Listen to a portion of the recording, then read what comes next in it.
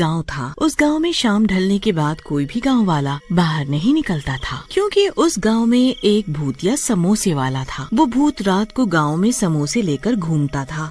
उसके समोसे की खुशबू पूरे गांव में फैल जाती थी। खुशबू से गांव वाले आकर्षित होने लगते थे और अपने घरों से बाहर आ जाते थे। वो भूत उन्हें उठाकर अपने समोसे की दुकान पर ले जाता था और उन्हें मार देता था। इसीलिए गांव वाले अपने अपने घरों की खिड़कियां और दरवाजे रात को अच्छे से बंद रखते थे, ताकि समोसों की खुशबू अंदर न आए। एक दिन राजन शहर से 18 साल बाद अपने गाँव लौटा था।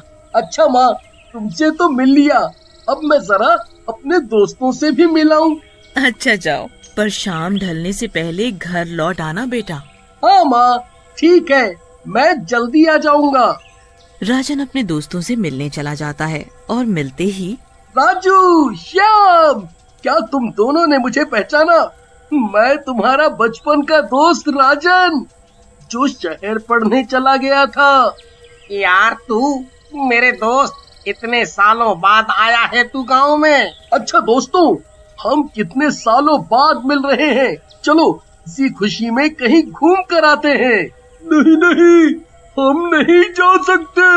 क्यों, क्या हुआ? तुम दोनों घूमने के नाम से इतने डर क्यों रहे हो? क्या तुम्हें नहीं पता, इस गांव में शाम ढलने के बाद घर से कोई नहीं निकलता बाहर। पर क्यों, क्या बात है? क्या तुम्हें नहीं पता, रात के समय गाँव में समोसे वाला भूत घूमता है। जो भी उसके समोसों की खुशबू सूंघ लेता है, वो भूत उसे उठाकर अपने साथ ले जाता है और उसे मार देता है। शायद तुम्हें भूत के बारे में कुछ नहीं पता, इसीलिए तुम भी खिड़की दरवाजे अच्छे से बंद करके सोना। चलो भाई, अब घर चलें, अंधेरा होने ही वाला है। इतना बोलते ही राजू और श्याम वहाँ से चले जाते हैं। ये दोनों भी ना कैसी कैसी बातें करते हैं। कोई भूत वूत नहीं होता। शायद ये दोनों मुझे डराना चाहते हैं। अगर कोई ऐसी बात है तो माँ से जाकर पूछता हूँ। राजन वहाँ से अपने घर जाता है और अपनी माँ को सब बताता है। माँ, आज मैं अपने दोस्तों से मिलने गया था ना, तो वो लोग बड़ी अजीब सी बात कर रहे थे, कोई समोसे वाले भूत की। अगर कोई बात है तो बताओ ना माँ। अब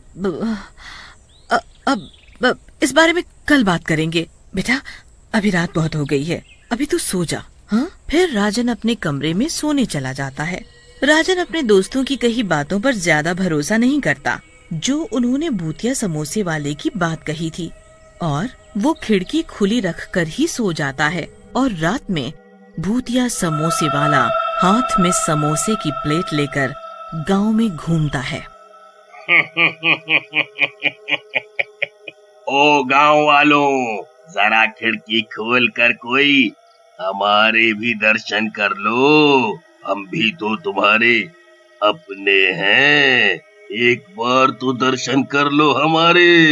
ये मेरे बनाए हुए गर्मा गर्म समोसे तो चख लो एक बार। पर किसी के भी घर की खिड़की नहीं खुली होती। कोई बात नहीं, मैं खुद ही देख लेता हूँ कि आज कौन मरेगा मेरे हाथों से। ऐसा तो हो ही नहीं सकता कि आज मैं खाली हाथ यहाँ से जाऊं। तभी भूत की नजर राजन की खिड़की की तरफ पड़ती है। फिर समोसों की खुशबू खिड़की से होते हुए कमरे में राजन तक पहुंच जाती है। समोसों की खुशबू पहुंचते ही राजन आकर्षित हो जाता है। क्या खुशबू है! ये खुशबू तो समोसों की है। खुशबू इतनी अच्छी है, खाने में तो और भी स्वाद हो गया, स्वाद। राजन खुशबू के साथ साथ बाहर आने लगता है, और राजन जैसे ही घर से बाहर आता है, वो समोसे वाला भूत उसे पकड़ लेता है और उसे अपनी समोसों की दुकान पर उठाकर ले जाता है।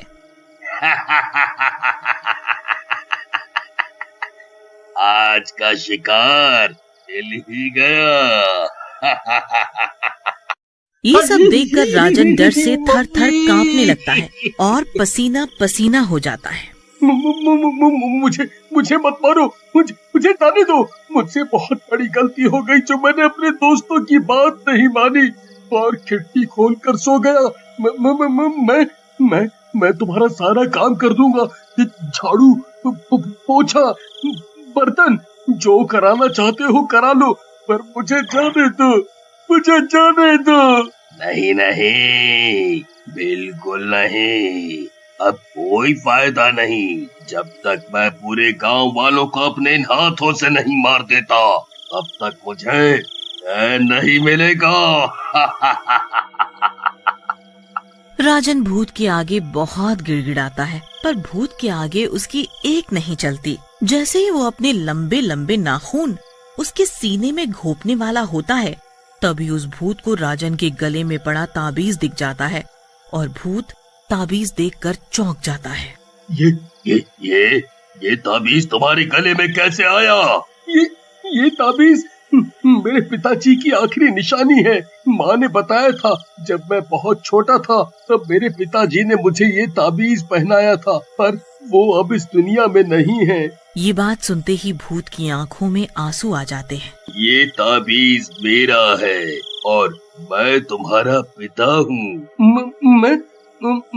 मैं कुछ समझा नहीं। राजन को कुछ भी समझ नहीं आता। तब भूत पूरी बात बताता है कि कैसे वो भूत बना। बेटा, आज से बहुत साल पहले गांव में मेरी समोसे की दुकान हुआ करती थी। मेरे समोसों के चर्चे दूर दूर तक फैले हुए थे। एक दिन सरपंच के बेटे ने भी समोसों की दुकान मेरी दुकान के बिल्कुल सामने खोल ली, पर उसके बनाए समोसे स्वादिष्ट नहीं थे और बासी भी बहुत थे। इस वजह से सभी उसके बनाए समोसे नहीं खरीदते थे। मेरे बनाए समोसे ताजा और स्वादिष्ट होते थे और उसकी खुशबू से ही लोग अपने आप मेरी दुकान पर खींचे चले आते थे और कई समोसे खा जाते थे और तो और अपने घर के लिए भी रखवा कर ले जाते थे। इस वजह से सरपंच का लड़का मुझसे बहुत चिढ़ता था। एक दिन उसने मुझे रास्ते से हटाने की योजना बनाई और चुपचाप मेरी दुकान में आग लगा दी और दुकान के साथ मुझे भी जलाकर मार दिया और मैं भूत बन गया। अब जब तक मैं उसे मार नहीं देता, मेरी आत्मा को शांति नहीं मिलेगी। पिताजी, अगर आपकी मौत सरपंच के बेटे की वजह से हुई है, तो आप गांव वालों को क्यों मार रहे हो? बेटा, जब मेरी दुकान में आग लगी थी, तब किसी ने भी मेरी मदद नहीं की। सभी खड़े खड़े देख रहे थे बस। इसलिए मैं इन सबको मार दूंगा, पर मैं अभी तक सरपंच के बेटे को मारकर अपना बदला नहीं ले पाया, क्योंकि वो अपने घर को हमेशा बंद रखता है, कभी भी बाहर नहीं आता। पिताजी, मैं इसमें आपकी मदद कर सकता हूँ, पर आप मुझसे वादा करो कि आप गांव वालों को नहीं मारेंगे।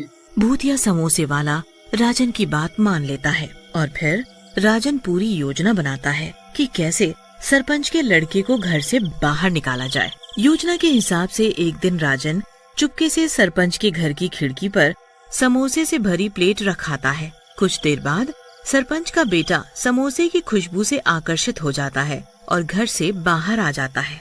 अब मैं तुझे मार कर अपना बदला लूंगा। पर तुम मुझे मारना क्यों चाहते हो? और इस राजन को तो तुम कुछ भी नहीं कर रहे हैं। क्योंकि तुम मेरे कातिल हो। तुमने मुझे मारा है, इसने नहीं, और गांव वाले भी निर्दोष हैं। मैं और तुम्हारा कातिल? कौन हो तुम? कौन हो तुम? इसके बाद भूत अपने असली रूप में आ जाता है। बंसी, तुम? ठीक पहचाना, बंसी हूँ मैं। तुमने मुझे जलाकर मार डाला था, याद आया? देखो बंसी भाई, देखो मुझे माफ कर दो। मुझसे बहुत बड़ी गलती हो गई थी। मुझे माफ कर दो बंसी भाई, मुझे माफ कर दो। और उसके बाद से उस भूत ने कभी भी किसी को परेशान नहीं किया।